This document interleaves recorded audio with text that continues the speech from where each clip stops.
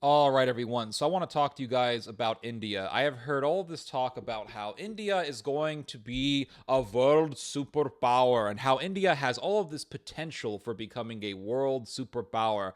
Pretty soon, India is going to eclipse the power of China. I swear it's going to happen. I swear by Lord Shiva, it's going to happen. I think that all this talk is a bunch of crap, and I have concluded this after just reading a little bit about India. It doesn't take a rocket scientist to figure this out. It's very simple. So here are some of the reasons as to why India will never become a world superpower. Here's why.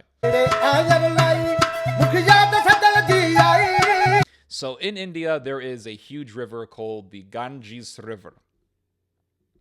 People will bathe in this river. People will drink from this river. People will fish out of this river. People will wash their dishes in this river.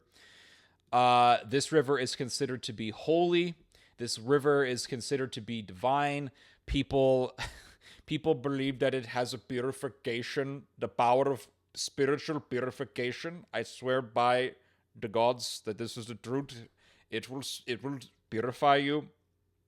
Do you know how much human sewage enters this river? So here is some information from the Wikipedia article. So it says here that Varanasi, a city of 1 million people that many pilgrims visit to take a holy dip in the Ganges, releases around 200 million liters of untreated human sewage into the river each day.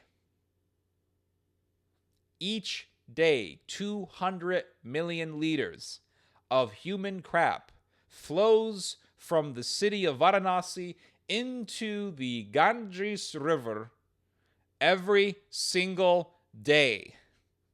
And according to official health standards, in order for water to be safe to bathe in, it should not have more than 500 fecal bacteria per 100 milliliters.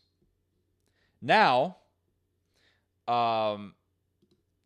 upstream of Varanasi's Ghats, this is according to the Wikipedia article, the river water already contains 120 times as much, 60,000 fecal coliform bacteria per 100 milliliters. Now, I am not an expert on the metric system. I'm an American. We don't have the metric system. We don't teach it. We have our own system of measurements. But I looked into what 100 milliliters is, and I found out that 100 milliliters is less than 1 cup. So in less than 1 cup of water from this holy river, you could find 60,000 fecal bacteria swimming around in just less than one cup. There are 400 million people living around this river.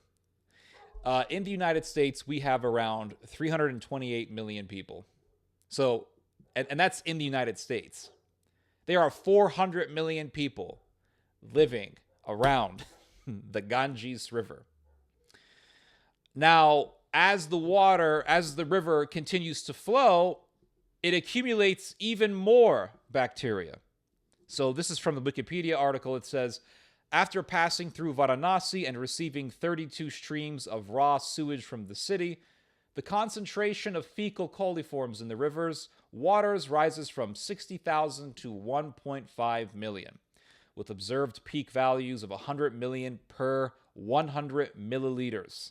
So in less than 1 cup, you could find 100 million fecal bacteria swimming around in just less than 1 cup of water from this holy river. It has purifying effects. When you take a bath in this water, regardless of the fact of all of the human crap, all the human feces that's flowing around within it, it will purify your soul, your heart, your mind. I swear you will emanate the power of the armpit of Lord Kali himself. Pay me 500 rupees, and I will show you the best part of the river to bathe yourself in. People swim in this water. They take holy dips in this water. They drink out of this river. They wash their dishes. And should it surprise us that 1/3 of all deaths in India are from waterborne diseases? Not really a big shocker. Not really a big shocker at all. So how can a country with such religious retardation ever become a world superpower? It's not going to happen. Not going to happen. So here is another reason. Let's look at GDP. India is a very, very powerful economy. We are going to eclipse the power of China. We are going to eclipse the power of Japan. Very, very soon, I swear by Lord Shiva, it's going to happen. Okay. So looking at the GDP of India, the GDP is $2.8 trillion a year. So over $2 trillion. That's how much India makes in a country of over 1 billion people. Now, China has also over 1 billion people. What's the GDP of China? It is over $14 trillion. So China and India both have comparable populations. And yet China makes over 14 trillion USD. India, only 2.8 trillion. So India is still a crap hole, okay? Because you would think with that many people, you should have a GDP that's comparable to at least China. Nope. Yeah, India is not going to become a world superpower. Let's look at Germany's GDP. Germany has a population of 83 million people, so nowhere near the size of India's population. Germany's GDP is 3.8 trillion. So Germany, with its 83 million people, makes way more than all of India. Even though India has over 1 billion people, Germany, with its 83 million people, its 83 million population, makes over 3 trillion USD.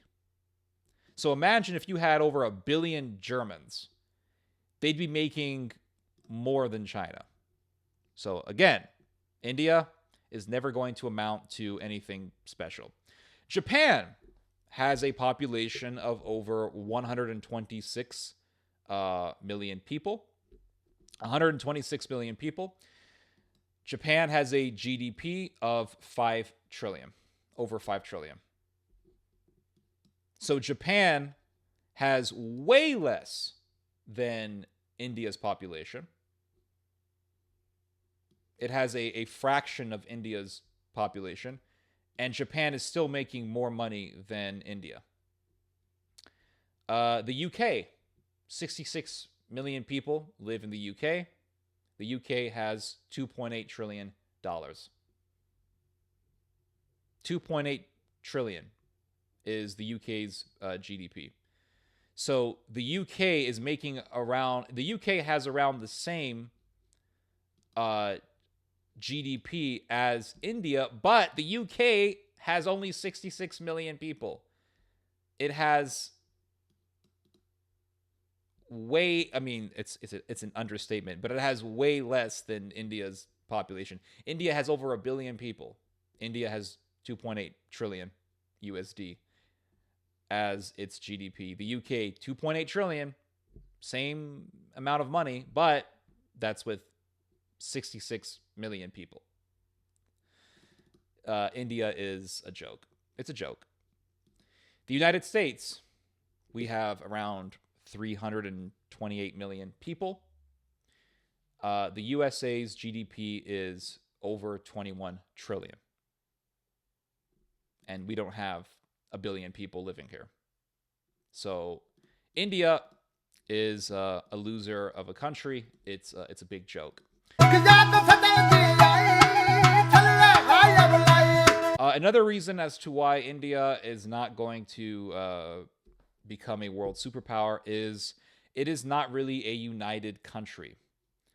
There are numerous provinces, numerous states of India that want to secede from the country. I'm just going to name a few. Harit Pradesh, Purvanchal, Bodoland, Saurashtra, Ladakh, Gorkhaland, Gangu Nadu, Vidarbha. India is not a united country. So there's a lack of unity. Plus, there is a huge gap between rich and poor in India. You have over $2 trillion in the economy every year, and you have over 1 billion people. There's a lot of poverty in this country, and the money, the wealth of the nation is not really adequately distributed. And by distributed, I'm not talking about welfare or some kind of socialist policy. I'm talking about distribution in the form of wages. Many people in India are basically slaves. And you have people who are super rich. And you'll see, for example, I heard a story about a super wealthy family in India. And this family was literally 5 people. All right. So a family of 5 people that's wealthy in India bought a 26-story building and made it into their house. So there's a huge gap between rich and poor. And most of the people in India are living in ridiculous levels of poverty. And that's another thing. India has a despotic caste system. India lives under a despotic caste system where, because you are a part of some kind of inferior class, people who are above you can abuse you. And there are literally tens of millions of cases in India of people being abused, assaulted, raped, murdered because of the case that they're in. So the country is not really united. They are states that want to secede from the country. There's a tremendous amount of abuse under a caste system. So there really isn't any sort of. There's a huge lack in opportunity. A huge lack in opportunity. I remember years ago, I met this couple of years ago, actually. Was it a couple of years ago? Yeah. A couple of years ago. Or was it last year? I don't remember. A while back ago, I met this Indian woman, and she worked in a bank. And I remember asking her about India, and we talked about the caste system. And she said, a lot has changed in India. There's more opportunity there. And I'm thinking, then why the hell are you living here? Because she was defending her country, which is understandable. But I'm thinking to myself, why the hell are you living in the U.S.? Because there's way more opportunity in the United States. Yeah. It's sad, but at the same time, it's so ridiculous how people really believe that India has all of this potential of becoming this world superpower. Now, if India was controlled by British people, yeah, India would become a world superpower. There's no doubt, but it's not. Another reason as to why India will never become a world superpower is the amount of embezzlement culture that exists in the country. Every time someone calls you up trying to scam you, it's an Indian guy doing the call. Every time you get a phone call saying that the IRS is after you because you owe taxes, it's an Indian guy. No, these people are from Pakistan. Well, Pakistan used to be a part of India, so the culture exists in both countries. It's huge in India. It's a huge problem in the country, and the Indian government really does little to nothing about this problem. Probably because they bring in a lot of money into their wonderful GDP.